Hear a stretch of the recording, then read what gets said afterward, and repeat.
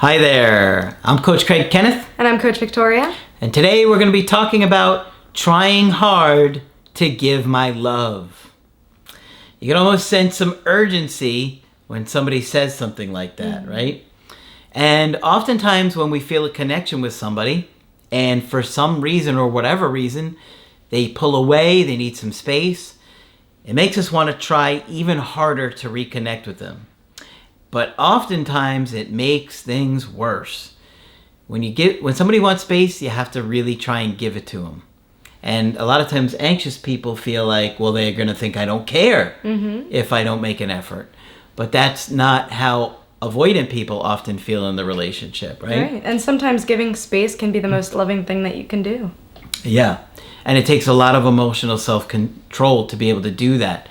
But we talk a lot about the anxious avoidant trap because it constantly comes up in probably every single relationship to some extent, right? Even for secure people, there's still going to be times where people need to pull away or want space and time to rethink things and, think about the relationship or whatever, or just need time alone. And then the other person panics. Yeah. Right? So we got a good email coaching today that we wanted to talk about. They said, let's just get into this one. This is a guy in his early 30s dating a woman that is just a little bit younger than him. He says, "Hi, Coach. Been watching your videos the past few weeks, and I've become a huge fan of your mentality towards relationship breakups. I met a girl through a dating app back in the end of October. Unfortunately, when we matched, I didn't realize we lived in totally different states." Oops. Yeah, that would be a surprise. Oh, yeah. But nonetheless, we hit it off. We chatted day and night, all through November and December. Now, when it's happening, it feels amazing and incredible and like the right thing to do. But you know as I do, too much, too soon, and it doesn't go well in a lot of cases. People get overwhelmed. Not at first, but give them some time, and they're going to start to feel overwhelmed. Because we both have a busy schedule, we didn't get a chance to meet up until Christmas, when she got some time off and came down to my area to visit friends that she had planned to meet prior to us getting to know each other. We met up and had 2 great dates, where we exchanged what we both looked for in a partner. We really did hit it off. And that's such a great feeling in the beginning. You're like, oh my gosh, this is amazing. Yeah, especially when you go from talking to somebody to actually meeting them. In the talking stage, you're not really sure what they're like. Oh, yeah. They met off an app, so you don't really know what you're getting into until you meet them. So it's exciting when you meet them in person and have that same chemistry in real life. So. Yep. He says, after she left, I planned to come visit her as I took a big chunk of my annual through the month of January, so I would fly up to see her. Booking myself a hotel, and then eventually she would let me stay at her place every other time I came, and we would go out and spend time together.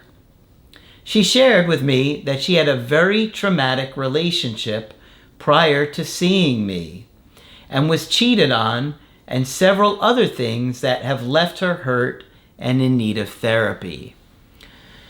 All right, so that's some big stuff going on, and he's only getting the tip of the iceberg right now. Yeah, I'm curious as to how long ago this relationship ended for her. Yep. Because that does make a big difference. Yeah, I was wondering the same thing. Was it weeks, months, closer to a year? That makes a big difference. And the question with that is, how long has she had to process that? Has she had the chance to go to therapy if that was something she was interested in? Has she had the chance to talk it through, to gain different perspectives, to cool down from how highly emotional that must have been? And in some ways to realize that the next person isn't going to be like the last, because that's a big thing that always comes up, right? Yeah. I didn't know anything about attachment styles back then and was trying hard to give her my love, even asking her out when we had a moment together. To which she said she would rather wait. She was more of a fearful avoidant. Okay, we don't get into too much on the differences between dismissive avoidance and fearful avoidance. Because Margaret always said, avoidant is avoidant. Right? I could see her saying that. Yeah, she used to say it to me a lot. But to me, the fearful avoidant is more scared of the connection in a more kind of loving way, where the dismissive avoidant is more like, meh. Right. The dismissive avoidant can suppress a lot more and can compartmentalize a lot better. Yeah, and they're more, I think, angry with their affect and more kind of, this is the way it is. Yeah, straightforward, blunt, cold sometimes. Yeah. Although in the beginning, because this is so soon and early on, it can be hard to tell. Oh, yes. So sometimes we have calls where you've only been dating a couple months and you have this conviction, I know that they're avoidant, I know that they're anxious. Sure, we might have some clues, but you really start to know a little bit later on into the relationship once that bond is formed. Yeah. They're called attachment styles for a reason, once that attachment is there. Yes. I was just saying that to a guy today, because it's like, if you look at it this way, it's like, if you can't swim, you're not going to have any issues with swimming until there's water involved. Yeah. Right? You don't know that you have an issue, right? Well, attachment issues don't come up until you're getting attached to somebody else. Or, that's when they're more likely to come out. Right. Right? So, same thing.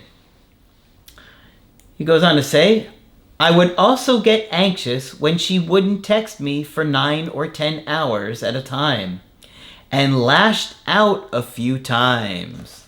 That's a big one. Right. Because I think, especially early on, when a woman sees a guy doing this, she's like, uh-oh, this is a big red flag. Because that can mean losing emotional self-control and that a guy can be dangerous. And in the beginning, when you're dating anybody, you're constantly assessing, what are their needs? How much are they going to expect from me? What are our routines going to look like? How much are we going to communicate?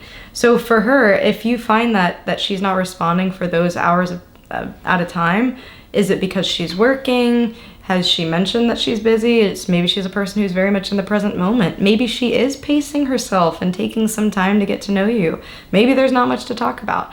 There's a lot of reasons that could be going on beneath the surface here, and it seems like he's just jumping to the worst possible case. He's getting angry. He's getting fearful, and so he's getting angry. And guys, we are not entitled to other people's attention. We are not entitled to other people's affection. This is still early on. Him getting upset, that visibly upset, comes off to me as a little bit of entitlement, like he deserves that. Sure, once you're more committed, there is some expectation of, we got to communicate clearly about some things, I have needs, so on and so forth. But this early on, you got to really manage those expectations. It scares people. Yeah. He says, which I understand wasn't right, and apologized to her. All right, so he knew he was wrong and he at least apologized, but still it's going to scare her. Yeah. Fast forward to January. I planned my 3rd trip to see her. Before coming, my anxiety was hitting really hard as I felt I was losing that connection with her. So you fear losing that person, and what happens? You often escalate, lose emotional self-control, get angry, lash out, passive-aggressive, or just flat-out aggressive. Oh, yeah. Yep. And it seems like the higher his investment, the higher his anxiety now. Good point. I said something to her on the phone, which was abrupt and uncalled for, to which she really started to pull away from me. So there's that passive-aggressiveness that I had a feeling was coming, right? I am glad he was able to admit it, though. A lot of people wouldn't be able to identify something that they've said as passive-aggressive. He says, it was me saying that I would never move to her area. So, yeah, he was angry. And he's like, I'm just going to say, I don't know. He just probably wasn't thinking. He just wanted to be mean in that moment. You hurt me, I'm going to hurt you back. Right?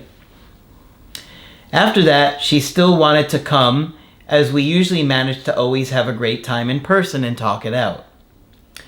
Once I came, I was anxious. We did talk, and for what I thought we had a good time apart from the sex, me being inside my head, and the kissing wasn't right.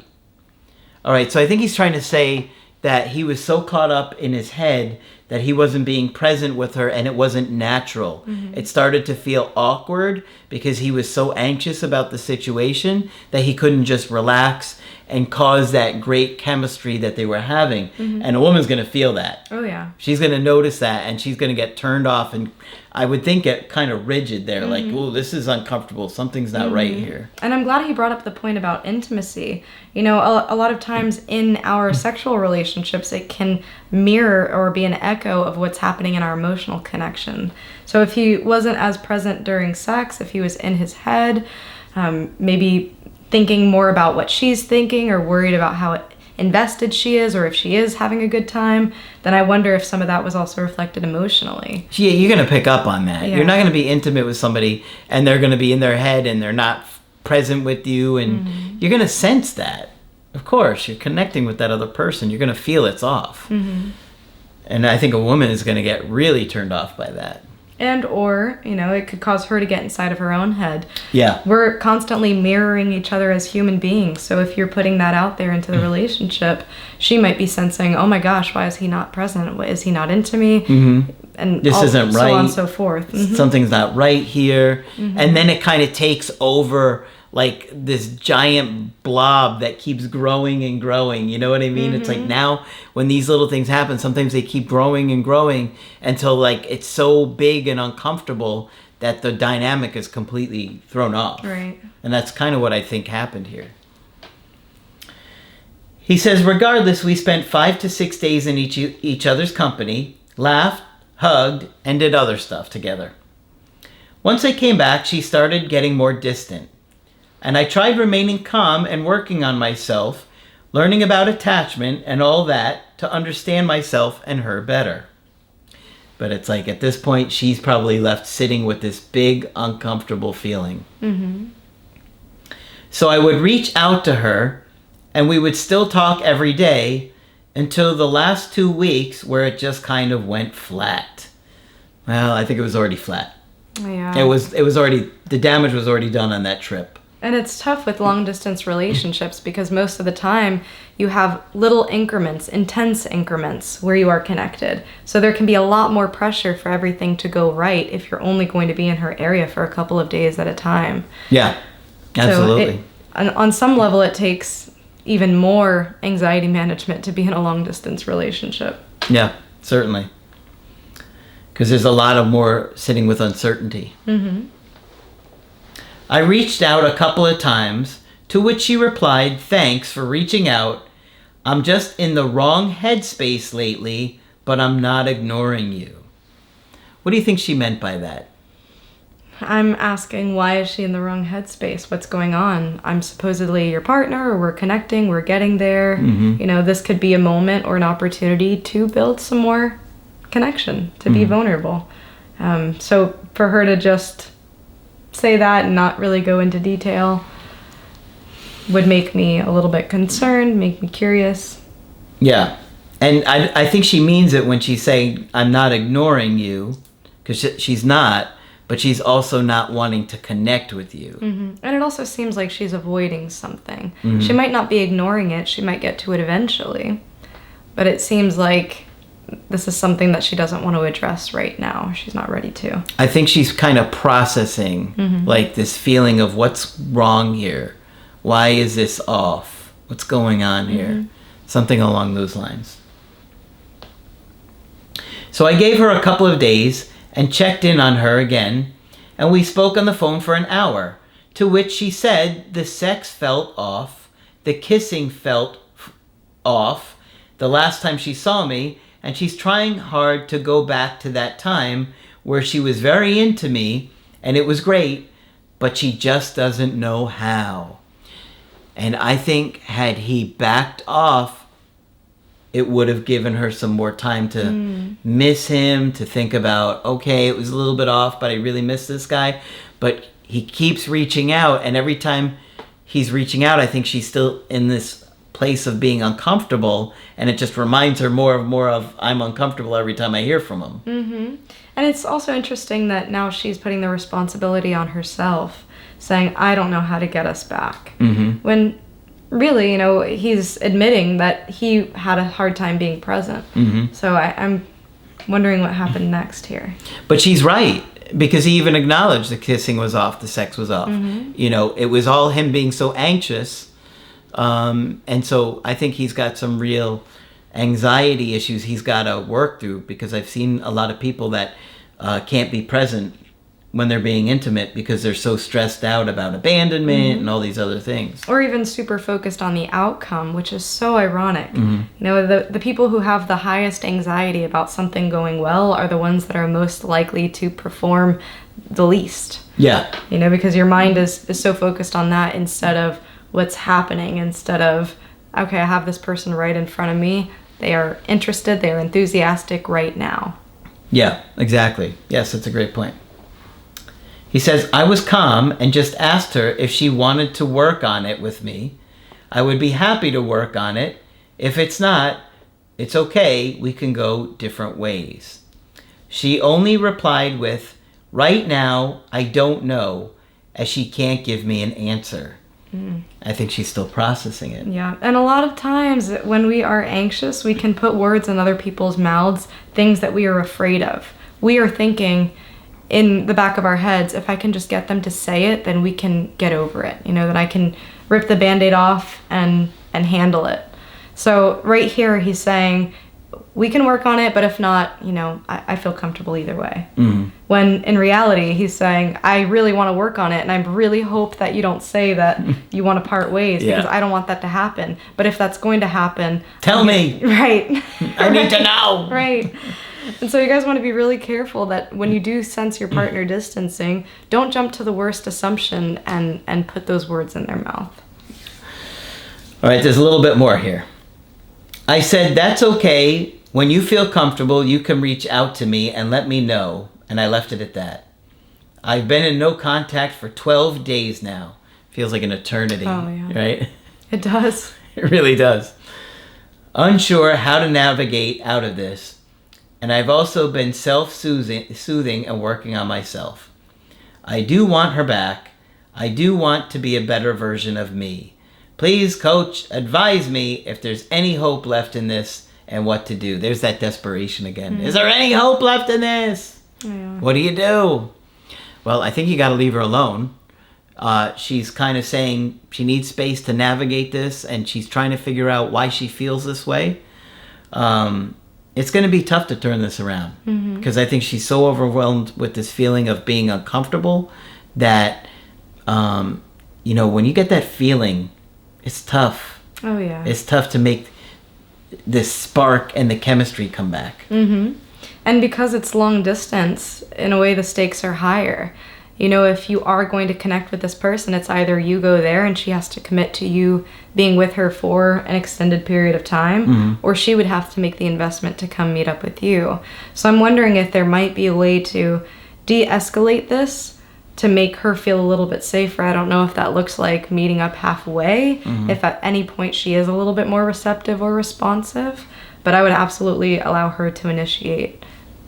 Yes, and he's got to work through his attachment issues, because I think there's something going on here that intimacy overwhelms him, and he just gets so preoccupied by all these different things, those thoughts and fears, that it keeps him from being present, and she can sense it when they're being intimate and close. Yeah. And so it's really turning her off. And there's a lot of resources out there for mindfulness training. I think that would be a huge asset to him. I know he had mentioned that he struggles with self-soothing, so we know exactly what we need to target, along with understanding anxious attachment style, talking about those childhood issues and root causes of this type of behavior. Absolutely.